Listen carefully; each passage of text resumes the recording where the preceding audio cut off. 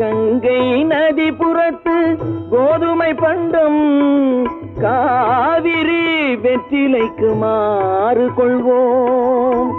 சிங்கம் மராட்டியர்த்தம் கவிதை கொண்டு சேரத்து தந்தங்கள் பரிசளிப்போம். சிங்கள தீவினுக்கோர் பாலம் அமைப்போம். சேதுவை மேடுருத்தி வீதி சமைப்போம். வங்கத்தில் ஓடி வரும் நீரின் மிகையால் மையத்து நாடுகளில் பயிர் செய்கிறோம்.